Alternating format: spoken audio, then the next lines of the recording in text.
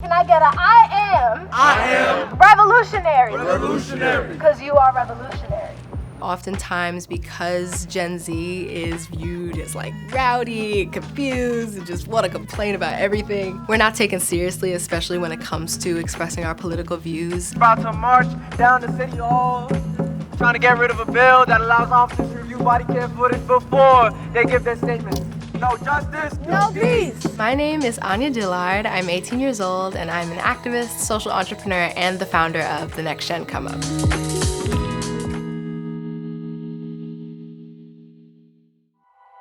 I started The Next Gen Come Up in 2018, a nonprofit organization dedicated to encouraging youth to pursue activism, get involved in community service, and raise awareness through creating thought-provoking works of art. I wanted to create a space for other young people to harness their inner voice and understand that they have a right to have opinions, they have a right to share those opinions, and they have a right to be heard. My journey in activism started with STEM. The summer before I went to junior high, I got nominated to attend a STEM program for the gifted. And I kept noticing that I was often the only black girl in a room. And I didn't understand why, because so many of my girlfriends that looked like me were into STEM and were like quick whips and were great with science. Once I started taking closer looks at those things, I realized just how big of a role race played in not just my life, but the lives of people that look like me all over the world. And that's when I really started trying to figure out how I could best allocate my talents, my voice, and my resources to getting people my age inspired to talk about these kinds of things.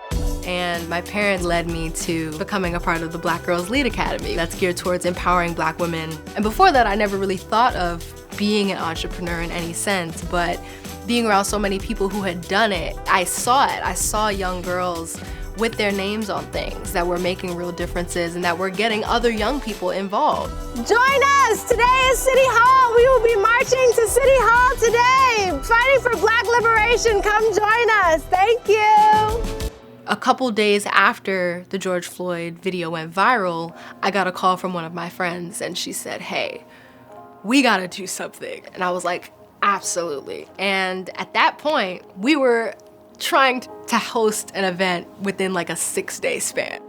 But the outpour of support that we got from the community was insane. I'm fighting for my little brother. I'm fighting for my father, for my uncles, for my cousins. The crowd that ultimately ended up showing up comprised of over 3,000 people, which was something that we would have never conceptualized was even possible. Say his name. Say his name. I always prided myself on being able to kind of hold my emotions and move forward in action rather than grief. But watching the George Floyd video was one of those moments where I had to take a beat and I had to stop and I had to allow myself to realize that it was becoming a way too habitual for me to see these horrendous things and to automatically just feel like I have to do something, I have to get this to someone, I have to do instead of just taking a moment to feel and to be human about it. And I think that a lot of young black people have been forced to do that, to get into that habit of trying their best to not internalize things and to just become desensitized, and we don't even realize that on the back end, it's just hurting us more internally. I think that it's super important to welcome people into spaces that aren't just awareness breeding, but that are light, are joyous, are celebratory, even in times where we're talking about serious topics, because those are the most transformative kinds of spaces, especially for young people. After the June 6th protest that took place in my town occurred, the group of students that ultimately succeeded in putting that event together became the West Orange Youth Caucus. And we decided that coming off the cusp of such a monumentous event in the community, it was important for us to continue and keep on that momentum.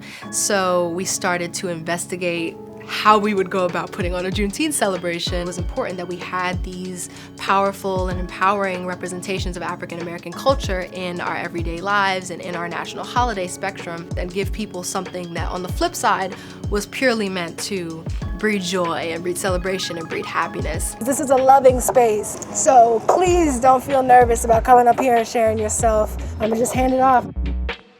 Ultimately, my goal is to continue encouraging young Black girls to feel that they have the right to advocate for themselves, to stand up for themselves, to voice their opinions, and to take over spaces, to enter rooms and not feel ashamed. Hello everyone, I am Jasmine Hernandez. This is out of my comfort zone. If we're not willing to stand up and get out of our comfort zone, we will never have the change that we are striving for. I think that it's super easy to fall into the mindset of thinking you don't have enough power to make a difference in the community. Not every contribution needs to be a massive, groundbreaking event. I think that the more people understand that there are little ways you can contribute to the movement throughout your life, the more comfortable people will get with the idea of being advocates in their everyday practices.